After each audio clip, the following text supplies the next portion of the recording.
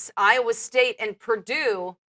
It's recap time. Fifth-seeded Iowa State and fourth-seeded Purdue squaring off for the right to play. The winner of Kansas and Michigan State in the Sweet 16. The Boilermakers got off to a hot start behind a double-double performance from Vince Edwards, who finished with 21 points and 10 rebounds. Purdue had a 13-point lead over ISU at the half, was up by as many as 18 early in the second half. Player of the Year candidate, Caleb Swanigan, leading the charge down the stretch for Purdue. Swanigan finishing with 3 assists, shy of a triple-double. Iowa State would not go quietly. The Cyclones went on a huge run in the second half, fueled by Deontay Burton, who had a game-high 25 points, and Monty Morris, who had 18 points and 9 rebounds. Iowa State even took the lead late in the game. But Player of the Year candidate, Caleb Swanigan, led the charge down the stretch. It would be Player of the Year Swanigan with the last laugh as Purdue gets the 80-76 win. Do you give a lot of this credit for the win here to Caleb Swanigan? Is that what this does, having a guy like that on your team? Oh, no doubt about it. They played through him late, and when they fell behind by 2, it wasn't Swanigan getting a basket. It was him distributing the basketball. He had 7 assists in this game, and Purdue made just enough threes, 8 of them, to keep the defense honest. I don't care how good Swanigan is. You still have to make shots on the perimeter so that he's able to operate one-on-one. So what happens down 2? He kicks it up for 3. Guy buries the 3. Next possession, no double team. He scores, puts them up by 3. He made every key play down the stretch. Flip side, Deontay Burton was awesome.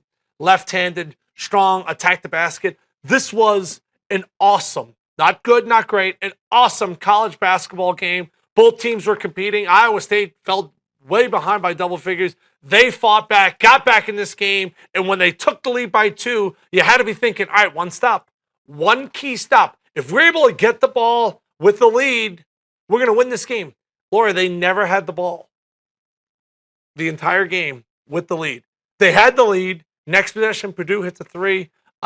This was a well-played game. I really like Purdue. When I look at their roster with Haas and Swanigan and Matthias, I think they have multiple NBA players. And when you look across the college basketball landscape, not too many teams have multiple NBA players.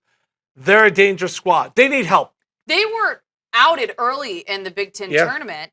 How big of a deal is it that they've got this far in the big dance when you get knocked out of the Big Ten tournament? Yeah, sometimes that doesn't matter. It's so hard to handicap conference tournaments because Purdue knew they were going into the NCAA tournament, and that's the only tournament that matters. I think Wisconsin gained some momentum. Obviously, Michigan gained some momentum in the Big Ten Conference tournament, but a lot of people were poo-pooing all over the Big Ten Conference.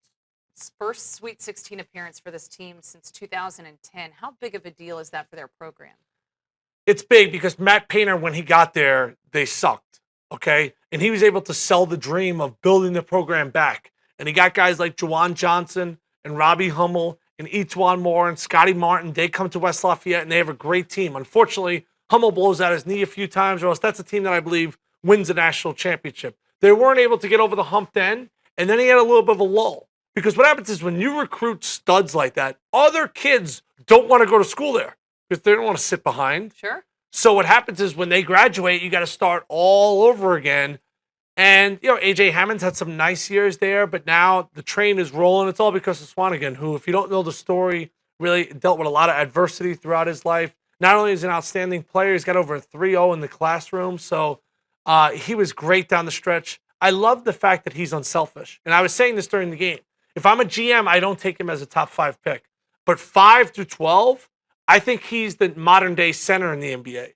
He's not as tall as Marc Gasol, but with his strength and the way he's able to stretch the defense with the 3, he's a guy, the way the NBA is going, perimeter-based, but still strong and rebounder. I think he could be a very valuable cog in an NBA team on an NBA championship team.